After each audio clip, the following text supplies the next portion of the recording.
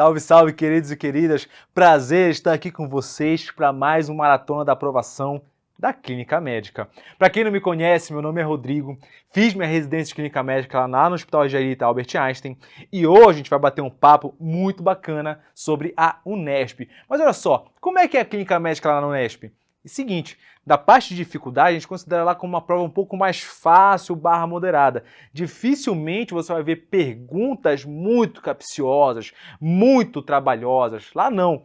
São perguntas mais clássicas, então é uma prova gostosa de fazer. É uma prova que você faz mais direta, não tem pegadinha, você não vai ficar preocupado. Poxa, eu li uma questão de ciência cardíaca, eu sei que ele quer o tratamento, eu sei que é a parte do tratamento mais clássico. Ele não vai ficar te perguntando aquelas minúcias, aquele rodapé de livro que às vezes a banca gosta de cobrar. Então é uma prova boa de se fazer. Os enunciados, na grande maioria deles, é em formato de memorização. Então sobre determinado assunto, é correto afirmar que X. Ou ele te dá um casinho um pouco mais simples e te pergunta sobre esse caso, o tratamento é simples assim. Poucas questões envolvem grandes raciocínios, você pegar, olhar o paciente, poxa, isso daqui favorece esse diagnóstico, mas tem um outro trecho aqui que favorece um outro diagnóstico. Vamos unir a clínica aqui e ver qual é o diagnóstico mais provável. Não tem tanto esse raciocínio. E, em geral, costumam ter pouquíssimas imagens. Então, esse é o perfilzão da prova de Clínica Médica da Unesp. E, claro, vamos dar aquele bate-papo aqui sobre alguns focos para você ver, enxergar de fato como é que a prova te cobra. Então, falando aqui sobre geriatria e demências, dá uma olhadinha nessa questão aqui. Então, sobre o diagnóstico, ou seja, aquilo que a gente conversou, sobre é correto afirmar que, pronto, diagnóstico de queixas cognitivas no idoso. Então, o diagnóstico de demência exige a presença de prejuízo de memória? O paciente com comprometimento cognitivo leve não possui prejuízo funcional? O diagnóstico de demência requer exame de neuroimagem? A pesquisa de sorologia para HIV faz parte dos exames de rotina? Vamos conversar um pouquinho e aí você vai ver que é uma coisa mais clássica, é uma coisa palatável, é uma coisa do nosso dia a dia da clínica médica, você acerta com muita tranquilidade. Então, olha só, quando a gente conversa sobre síndrome demenciais com vocês na nossa aula, uma das coisas principais que a gente fala para você é, olha, síndrome demencial, ela é um conjunto que é formado por um prejuízo cognitivo importante que leva a uma interferência de vida importante no paciente. Esse é o combo da síndrome demencial. Porque, olha só, se você não tem os dois, alguma coisa está acontecendo. Pode ser que seu paciente chegue para você no consultório e fale assim, Rodrigo, eu estou com um problema de memória, eu não consigo lembrar tão bem das coisas. Legal, seu fulano, vamos fazer aqui uma bateria de exames, alguns testes? Você vai lá e aplica teste de rastreio e vê que eles de fato estão alterados. Só que você pergunta, olha só, seu fulano, e esse prejuízo de memória seu impacta alguma coisa na sua vida? Você deixa de trabalhar? Acontece alguma coisa grave? Fala, não, só uma queixa mesmo, mas eu consigo trabalhar, pego meus netos na escola, faço minhas atividades, vou no banco, pago conta, não interfere em nada, é mais uma queixa. Se você tem de fato um prejuízo que você detecta no seu exame físico, na anamnese, em testes, mas isso não impacta em nada na vida do paciente, você tem um comprometimento cognitivo leve, não chega a ser uma síndrome demencial. É diferente do paciente que chega, Rodrigo, eu estou com um problema de memória. Legal, vamos investigar, seu fulano. Aí você aplica teste, faz o cacete, pesquisa isso, aquilo, não achar nada, não vê nada, não tem nada alterado. E isso não impacta em nada na vida dele. Então olha só, isso nada mais é do que um comprometimento cognitivo subjetivo. Subjetivo porque é só a pessoa que está se queixando, você não encontra nada alterado nela. E aí uma coisa que às vezes a banca que gosta de te apertar um pouco mais, ela faz o que para você? Olha, às vezes chega um paciente mais idoso e te fala assim, poxa, eu realmente estou com um problema de memória. E aí você vem e começa a investigar um pouco mais essa memória e descobre, na verdade, que ele não tem uma síndrome demencial. Na verdade, ele tem uma síndrome depressiva. É claro que uma síndrome depressiva ela vai impactar na memória do paciente. Só que tem determinadas nuances numa conversa com o paciente que você detecta e fala, isso daqui não está com tanta cara de síndrome demencial. Isso está com cara de depressão. Aí sim, o que pode te fazer sugerir um pouco mais o quadro de uma síndrome depressiva? Olha só, um paciente que ativamente traz a queixa de memória para você, já acende um pouco o alerta. Ou então é aquele paciente que, olha só, você faz aqui esse mini mental para aqui, faz o teste, ele fala assim, não, nem quero fazer, não consigo fazer, já tentei fazer outras vezes, não dá certo. Opa, esse paciente que nem tenta fazer os testes de rastreio, isso chama atenção para talvez ser mais uma queixa de síndrome depressiva do que uma síndrome demencial. O paciente com síndrome demencial, em geral, ele não percebe que ele está tendo a perda das funções cognitivas dele. Então ele tenta fazer e não consegue. A pessoa com síndrome depressiva nem tenta fazer. Essa que é a ideia. E quando a gente começa a investigar, entrar no mundo da investigação das síndromes depressivas, é claro que a gente solicita exames laboratoriais e de imagem, porque o nosso objetivo é descartar síndromes demenciais reversíveis. Ou seja, paciente tem deficiência de vitamina B12 e está com síndrome demencial, poxa, repõe a vitamina porque pode ser que melhore. O paciente está com quadro de neurosífilis. Opa, tem neurosífilis e evolui com uma síndrome demencial, trate a neurosífilis porque pode ser que ele melhore. Então essa que é a ideia. Em geral a gente pede para todo mundo hemograma, função renal, função hepática, B12, TSH. De exame de imagem, é claro que a gente prefere muito mais fazer avaliação com ressonância magnética, mas a gente sabe que nem sempre está disponível. Então acaba que a tomografia é o exame inicial para a gente investigar. E olha só, sorologias a gente solicita em situações mais selecionadas. Porque olha só, você não vai solicitar sífilis HIV para um vozinho ou uma vozinha que não tem mais atividade sexual há 30 anos. Não faz sentido você solicitar simplesmente por solicitar. Então existem casos selecionados para você solicitar sífilis e HIV. O líquor é a mesma coisa. O líquor é para casos selecionados, principalmente pacientes que desenvolvem uma síndrome demencial rapidamente progressiva. Por que isso, Rodrigo? Por que nesses casos a gente solicita o líquor? E agora eu te explico. Eu te explico porque existem síndromes demenciais características e cada uma delas tem a sua peculiaridade que te chama mais atenção. Então me acompanha aqui. Demência vascular. Qual é que é a grande clínica de uma demência vascular? É aquela síndrome demencial em degraus. A cada vez que o paciente tem um novo AVC, ele tem um novo declínio cognitivo. Então ele estava nesse patamar, opa, teve um AVC, perdeu cognição. Continuou nesse patamar, teve um novo AVC, perde cognição e assim por diante. É por isso que a gente fala que é uma síndrome demencial, uma perda cognitiva em degraus, característico da demência vascular. Quando a gente fala da demência associada a Parkinson, é claro que a gente vai ver isso em fases muito mais avançadas da doença. Lembra que quando a gente fala de Parkinson, a gente pensa muito mais em distúrbios do movimento. A gente pensa no paciente com bradicinesia e lembra que a bradicinesia é a base do diagnóstico do tratamento de Parkinson. E por fim a gente tem rigidez, aquele tremor mais assimétrico no paciente, um tremor que responde à levodopa. Opa, a gente está pensando mais em doença de Parkinson. Doença por corpúsculo de Levy. Então, opa, como é que você lembra de Levy? Opa, Levy é o seguinte, olha só, eu vi coisa e um dos tratamentos é a vistigmina, a rivastigmina no nosso paciente. Então lembra da demência por corpúsculo de Levy, porque ela tem muita associação com alucinações visuais. Hidrocefalia de pressão normal, também chamada de síndrome de Hacking-Adams. É simplesmente você ter hidrocefalia, mas na hora que você punciona o paciente e enxerga o licor dele, não tem aumento de pressão. Então, uma hidrocefalia de pressão normal, que em geral é caracterizada por uma tríade, que é a síndrome demencial, ataxia da marcha e incontinência urinária. A gente tem a demência frontotemporal, que existem várias variantes para a demência frontotemporal, que a gente dá o nome de DFT. Só que a prova te cobra classicamente a DFT de características comportamentais. Então, o paciente que perdeu o filtro dele, agora ele sai na rua peladão, agora ele xinga todo mundo com palavrões esdrúxulos. Então, o paciente que perde completamente o freio social. Essa é a marca da DFT na sua variante comportamental. E por fim, a gente tem um tipo de demência, que é a demência causada pela doença priônica. Olha só, todo mundo tem príons no cérebro, só que existem pessoas que têm príons do mal.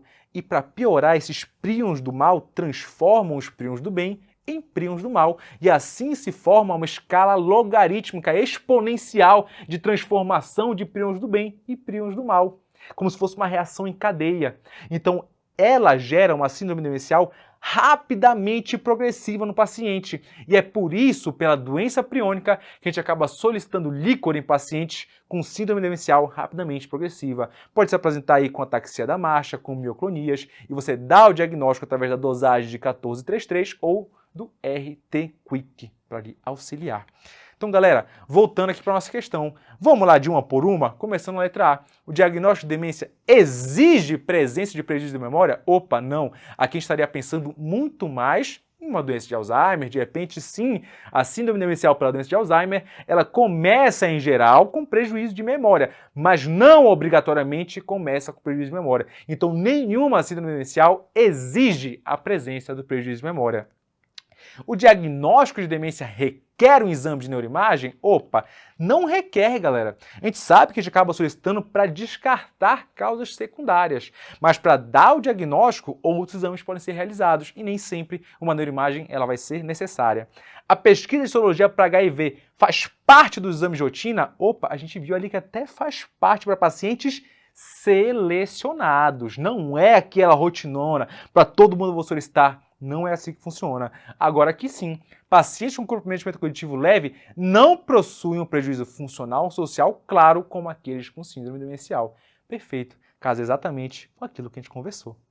Agora entrando no mundo dos distúrbios obstrutivos. Então olha só, um homem de 61 anos em consulta ambulatorial com queixa de dispneus moderados e esforços e pouca tosse seca. Teve uma exacerbação do quadro há 2 meses com necessidade de internação durante uma semana. Atualmente sem suplementação de oxigênio, era tabagista prévio e um uso regular de formoterol. Na espirometria, uma relação VF1 sobre CVF de 62 e uma VF1 de 49. E te pergunta qual é a melhor conduta. É claro que quando você olha um paciente com uma VF1 sobre CVF menor que 70%, você está pensando fortemente num paciente com distúrbio obstrutivo. E se você faz um teste de broncodilatação e ele dá negativo, você pensa muito mais no paciente com DPOC. E agora você aliando a clínica e a epidemiologia, você percebe que é um paciente tabagista. Opa, tabagista forte, com espirometria com distúrbio obstrutivo, até que se prove o contrário, você está frente a um paciente com diagnóstico de DPOC. Só que a banca de queria não era isso. Ela estava conversando sobre o tratamento. Mas claro que a gente vai dar uma relembrada em pequenas pinceladas aqui sobre DPOC. Primeiro, demos o diagnóstico de DPOC. O que a gente faz? Avalia a limitação ao fluxo de ar. E aí você consegue classificar o paciente em GOLD 1, 2, 3 e 4. GOLD 1 é quando ele tem um VF1 em relação ao predito de pelo menos 80% do predito. GOLD 2 maior ou igual a 50% do predito, GOLD 3 maior ou igual a 30% do predito e GOLD 4 menor do que 30%. E aí, depois que você faz essa avaliação da limitação do fluxo, você entrava naquela classificação que envolve a sintomatologia, que envolve exacerbação, e você monta um quadrinho 2x2. Mas, Rodrigo, a gente faz isso hoje em dia, não é mais assim? Opa, calma, teve uma atualização muito importante no GOLD 2023, que é o quê? Acabou a categoria C e D. A partir de agora é A, B e E. Opa, então como é que a gente divide agora o paciente? Ou é um paciente pouco sintomático, que é o GOLD A, ou é um paciente muito sintomático, que é o GOLD B, ou é um paciente muito exacerbador, que é o GOLD E. E como é que eu classifico a exacerbação? Ele tem que ter tido pelo menos 2 exacerbações no último ano, ou uma exacerbação desde que ele tenha sido internado. Que foi o que aconteceu com o nosso paciente. Então acabou, agora você já sabe, nosso paciente atualmente é classificado como GOLD E. Não me importo mais com a sintomatologia nesse grupo de pacientes. Então é assim que fica a nossa tabela a partir de agora, galera. Aqui, ó, na região da linha, a gente se preocupa com exacerbações. Ou, a gente olha na tabela das colunas, a gente se preocupa com a sintomatologia, sendo que a sintomatologia ela é feita através do avaliada através do MMRC ou do CAT. Essa que é a ideia. Mas é mais importante vocês tentar isso daqui, que é uma coisa um pouco mais recente e às vezes pode ser cobrado de você em prova. Só lembra o seguinte, a depender da classificação do nosso paciente, a gente muda o tratamento. Só que lembra que nenhum medicamento foi capaz de reduzir mortalidade ou impedir a evolução natural da doença. A gente majoritariamente tenta reduzir a exacerbação da doença e reduzir a sintomatologia do nosso paciente. Então, a depender do grupo, o tratamento muda. Como é que ficou atualmente? Grupo A, qualquer broncodilatador. Show de bola, pode ser de curta, de longa, o que você quer que seja. Grupo B, opa, a gente usa um broncodilatador de longa e ou somado, um antimuscarínico de longa. Obrigatoriamente do grupo B para frente tem que ser longa. Show de bola. Agora no grupo E, Rodrigo, como é que é? No grupo E, mesmo esquema, LABA mais LAMA, só que aqui no grupo E, e aqui que entrou uma grande diferença foi, a partir de agora você começa a considerar o uso de corticoides inalatórios de cada vez mais precoces. Você pode utilizar corticoides inalatórios se tiver um eosinófilo maior do que 300 ou se tiver maior do que 100, desde que o seu paciente esteja utilizando broncodilatadores e mesmo assim ele permaneça muito sintomático. Essa que é a ideia. Então a ideia dessa classificação das recomendações mais recentes é trazer para um pouco mais próximo e mais precoce o uso de corticoides inalatórios em pacientes com DPOC, que antes eram muito menos utilizados na prática clínica. E claro, para todo mundo, galera, poxa, o tabagismo é a causa do DPOC, você deixar ele fumando? Não, cesse tabagismo. É um paciente ali que tem um GOLD pelo menos ali, um Bzinho, lá agora para o E, poxa, mande reabilitação pulmonar, vacinação para todo mundo e vida que segue. Então olha só, a banca te trazia aqui basicamente um paciente que era exacerbador, GOLD E. E qual era a classificação dele? Era 1A, era 1E, 2E, 3E, 4E, qual é que era? Então lembra, 1 maior ou igual a 30%, 2 maior ou igual a 50%, 3 maior ou igual a 30%. Opa, VF1 dele de 49% do predito. Então ele é um GOLD 3, 3E, porque ele exacerbou e teve uma internação durante essa exacerbação. Então ele é um GOLD 3E. 3E obrigatoriamente tem que associar o quê? LAMA mais LABA. Só que olha só, ele está só com LABA. O que está faltando para ele? Associe um LAMA. Simples assim. Associe o tiotrópio para esse paciente ficar bem. Então percebe de novo, galera, que são condutas clássicas. Aqui a banca não vai ficar te firulando. Não inventa muita moda. Aqui a banca da Unesp, ela vai e pronto. É isso daqui, olha. É um paciente DPOC. É um paciente GOLD E. Qual é o tratamento do GOLD E? LAMA mais LABA, eventualmente avaliar corticoide inalatório. Não inventa moda, não inventa história. São coisas diretas e do nosso dia a dia. Passando agora para diabetes, o último foco que a gente vai abordar aqui. Então olha só, aqui um homem de 65 anos, encontrado caído, tinha boa funcionalidade e morava só. Hipertenso há 15 anos, diabético há 10 anos, sem acompanhamento regular. Aí ele chega pra gente aqui, olha, torporoso, desidratado, tendendo à hipotensão, tempo de enchimento capilar limítrofe, e você pede o laboratório dele. No laboratório, o HB normal, glóbulos brancos um pouco aumentados, plaqueta ali na normalidade, um sódio de 153, potássio de 5, glicose de 660. Quando você lê isso daqui, automaticamente você já sabe o que a banca quer te cobrar. Um paciente torporoso, desidratado, com uma glicemia estourada, com certeza está te falando ou de estado hiperosmolar hiperglicêmico ou de cetoacidose diabética. E aí você olha aqui, creatinina de 2,5. Opa, realmente está desidratado esse paciente. E na gasometria dele, opa, um pH de 7,57, um CO2 de 36, um bicarbonato de 32. Então, galera, quando você vê essa gasometria arterial, você tem o quê? Aqui você tem uma alcalemia. Uma alcalemia porque eu tenho bicarbonato alto ou um CO2 muito baixo. Bicarbonato alto. Então, você tem uma alcalose metabólica nesse paciente. Alcalose casa com o contexto de uma cetoacidose diabética? Não. Então, provavelmente esse paciente tem um estado hiperosmolar hiperglicêmico, em que a gente sabe que a principal medida é hidratação. Hidrata o seu paciente, ele vai sair desse estado de superconcentração do sangue. Era simples assim, você matava a questão com muita tranquilidade. Mas olha só, para a gente não perder essa questão desse jeito, vamos relembrar do tratamento da cetoacidose diabética, porque ele é muito similar ao do estado hiperosmolar, só que ele tem as suas nuances. Então lembra, primeira fase é hidratação. Dei o diagnóstico do paciente com cetoacidose diabética, vou lá e trato o paciente. Primeira fase é hidratação. Hidrata esse paciente até ele recuperar um pouco. Só que olha só, como é que funciona a hidratação na fase 1? Aqui você dá de 1 a 1,5 litro na primeira hora, só que se o paciente estiver hipotenso, chocado por causa de uma desidratação muito importante, você fica mantendo essa hidratação até que ele consiga sair do choque. Essa é a fase 1. Dê essa hidratação inicial, vida que segue. Agora eu entro na fase 2. Aqui sim eu converso sobre volume de novo, insulina e potássio. Nessa hora, o volume a gente faz ajustado para o sódio. Como é que funciona? Você pega o sódio e corrige ele para a glicemia. E do sódio corrigido, você decide qual tipo de soro você vai dar para o seu paciente. Como é que eu gosto de lembrar?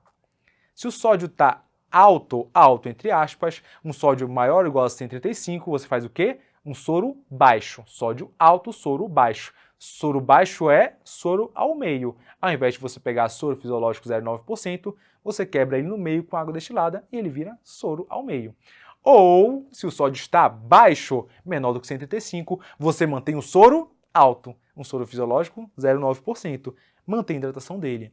Agora, quando a gente conversa de insulina e potássio, quem permite ou não você fazer a insulina é o potássio. Se você tem um potássio menor do que 3,3, acabou. Você é proibido de fazer insulinoterapia, porque se você faz insulina, você promove o shift intracelular de potássio. Potássio entra na célula e aquela hipocalemia que já era importante vira uma hipocalemia severa que pode dar repercussões muito importantes para o seu paciente. Agora não. Rodrigo, o potássio é maior do que 3,3. O que eu faço? Insulina liberada. Você só tem que decidir se você vai dar reposição de potássio ou não. Se o potássio está entre 3,3 e 5,2, você dá insulina mais potássio. Se for um potássio maior que 5,2, só insulina é o suficiente. Insulina regular em bomba de difusão contínua. Taca a bomba de difusão contínua para ele de insulina. E aí, olha só, na fase 3, vai dosando glicemia. Dosa a glicemia de horário e vai fazendo pequenos ajustes na bomba de insulina. Poxa, o seu objetivo é você ter uma queda entre 50 e 70 mg por decilitro por hora. Então você começou com uma glicemia de 400, digamos. Você objetiva que ela caia até 350 ou 330 na primeira hora. Caiu menos do que isso, ou seja, Rodrigo, 400 na hora zero. Aí depois, na outra hora, está em 380, caiu 20 só. Opa, teve uma queda menor do que 50 mg por decilitro por hora, você dobra a velocidade inicial de infusão. Se foi uma queda muito grande, ou seja, começou com 400, depois da primeira hora está em 300, opa, caiu 100 mg por decilitro. Se for uma queda maior que 70, você reduz a velocidade pela metade. E vai fazendo esse jogo, galera. Vai fazendo isso daí, ajustando, até que você atinja uma glicemia menor ou igual a 200, 250. Nesse momento, você quebra a velocidade de infusão de insulina pela metade e introduz soro glicosado para o seu paciente, porque o seu objetivo agora é o quê? Esperar que a cetose se acabe. Você quer evitar que esse paciente entre no estado de hipoglicemia e deixa que o próprio organismo quebra a acidose metabólica e a cetose, voltando ao estado de normalidade. Então, olha só, como é que eu sei que ele voltou para o estado de normalidade? É quando você entra na fase 4, que é a fase de compensação. Para eu dizer que um paciente está compensado, eu tenho que ter pelo menos dos seguintes. Por que eu deixei anotado isso aqui para você? Porque a ADA, que é a American Diabetes Association, eles pedem obrigatoriamente como critério de compensação que a glicemia esteja menor do que 200. Mas a nossa sociedade brasileira não preconiza isso. Ela preconiza que você tenha pelo menos maior ou igual a dos seguintes: um pH de 7,3, um bicarbonato maior ou igual a 15 ou um anion gap menor ou igual a 12. Depois que você chegou nesse critério de compensação, o que você faz? Primeira coisa, garanta que seu paciente pode se alimentar via oral. Porque se ele não puder, se ele continuar muito nauseado, muito enjoado, vomitando muito, opa, interrompa, mantenha ali a bomba de difusão para ele, até que ele consiga recuperar esse estado de nauseado. Quando ele conseguir voltar para a alimentação via oral, aí sim, você administra 10 unidades de insulina regular subcutâneo para ele e desliga a bomba de insulina depois de 1 hora que você administrou essas 10 unidades de insulina regular. E aí, galera, você retorna o esquema basal bolos para o seu paciente. Agora, como é que você faz o retorno desse esquema basal bolos? Primeira coisa, você tem que calcular a dose diária total do seu paciente. Como é que você faz para calcular a dose diária total? Pega o peso dele. Digamos que é um paciente com 100 quilos. Eu preciso de 6 a 0,8 unidades por quilo dia. Então, ficaria entre 50 a 80 unidades por dia. Dessas 50 a 80 unidades, ela é dividida 50% para NPH, 50% para regular. Então, digamos que é um paciente com 80 unidades dia. Vai fazer 80 unidades dia, você pega 40 para NPH e 40 para regular. Para NPH, você faz aquele esquema de divisão em 3 doses, em 2 doses, como achar mais conveniente. E desse daqui, você vai fazer a regular, que é sempre antes das refeições. Só que olha só como a USP São Paulo já cobrou. Você pode, ao invés de pegar direto esse esquemão e já dar para o seu paciente, você faz uma redução maior ainda. Então, olha só, digamos que era 80 unidades. Dessa dose diária total de 80 unidades, você reduz ainda 50%. Então, você transforma isso em 40 unidades. Dessas 40, sim, 20 para basal, 20 para bolos. E aí, claro que isso vai variar ao longo do dia para o seu paciente. Combinado? Então só lembra disso daqui, você não cair nessa pegadinha. Existem algumas outras reposições que eventualmente é cobrado de você. Um bicarbonato, se ele tiver com pH menor do que 6,9, não caia nessa pegadinha. Somente se pH menor que 6,9 e você repõe fósforo se tiver uma disfunção cardíaca muito importante, sinais de abdomiólise ou um fósforo menor do que 1. Galera, isso daqui foi mais um resumão para você relembrar dessa acidose diabética, porque o que o nosso paciente tinha era um estado hiperosmolar hiperglicêmico. E olha só, qual é que é a principal medida para o tratamento inicial de um estado hiperosmolar hiperglicêmico, mas também é a medida fase 1 de toda a cetose diabética, cristalóide intravenoso, ou seja, hidratação endovenosa para o seu paciente. Fechamos aqui mais aquela maratona de aprovação para você sentir já o gostinho da Unesp, sentir você pegando a prova e dominando ela e arrebentando nessa prova no final do ano. Reta final e lembra que a gente está com você do início ao fim. Beijo enorme no coração e até a próxima.